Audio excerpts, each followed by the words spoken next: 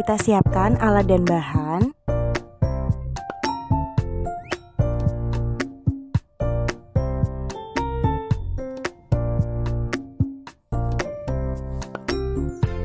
Kemudian kita tentukan mana titik A, titik B, dan titik C. Kita tandai. Kemudian kita ukur panjang BC dengan A tetap, B tetap, dan C yang berubah nantinya. Kemudian kita ukur jarak B ke C menggunakan mistar.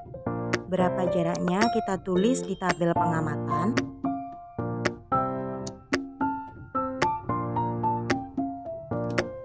Kemudian kita pasangkan beban yaitu seberat 100 gram di katrol menggunakan tali.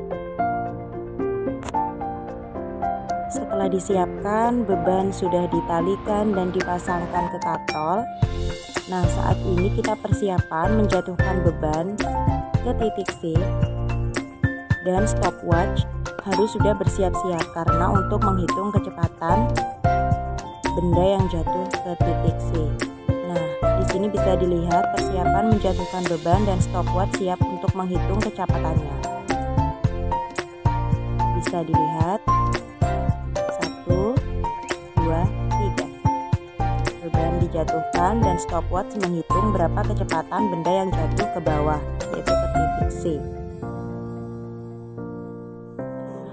Kemudian kita lakukan yang sama dengan mengubah jarak B dan C dengan ketetapan bahwa tinggi A tetap dan B tetap, tingginya C yang berubah. Dan kita lakukan percobaan ini sampai dengan 5 kali merubah jarak BC dan selanjutnya sama menjatuhkan beban, kemudian mengukur kecepatan dengan stopwatch dan mengisi dalam tabel pengamatan. Nah, kesimpulannya dari gerak lurus beraturan ini yaitu adalah semakin panjang atau semakin tinggi jarak BC, maka semakin cepat juga benda itu sampai ke bawah atau jatuh ke bawah. Terima kasih. Sekian gerak lurus beraturan. Nah, sekarang kita memasuki di gerak lurus berubah beraturan atau GLBB.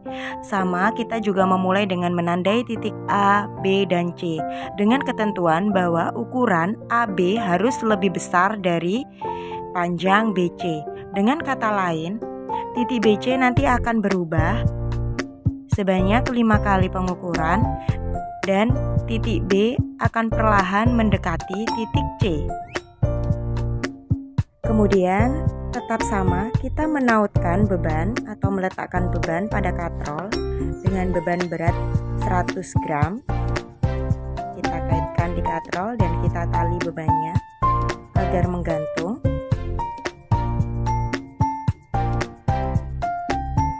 Kita posisikan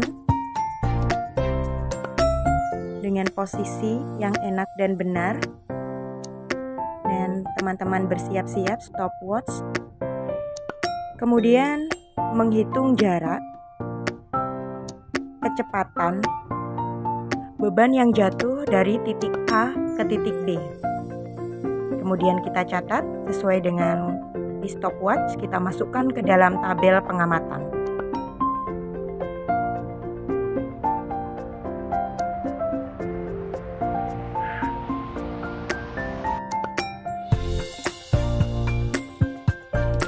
Kemudian kita melakukan persiapan lagi dengan memposisikan beban dengan senyaman-nyamannya. Untuk kita lakukan pengukuran lagi, yaitu pengukuran kecepatan jatuhnya beban dari titik B ke titik C. Nah, sekarang sudah siap. Kita akan melakukan pengukuran kecepatan jatuhnya beban dari titik B ke titik C.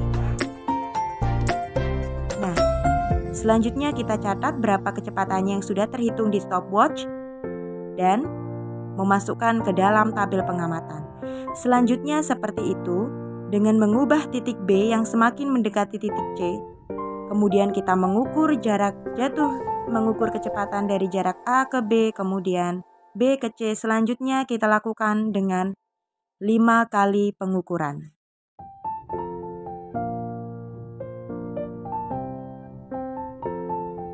Terima kasih. Dengan kesimpulan bahwa gerak lurus berubah beraturan dengan semakin panjangnya jarak A ke B, maka semakin cepat pula jatuhnya beban. Kemudian untuk semakin kecilnya atau semakin rendahnya jarak B ke C, maka semakin cepatnya beban jatuh ke bawah. Demikian penelitian dan praktikum mengenai gerak lurus beraturan dan gerak lurus berubah beraturan. Terima kasih sudah menyaksikan, semoga bermanfaat untuk kita semua.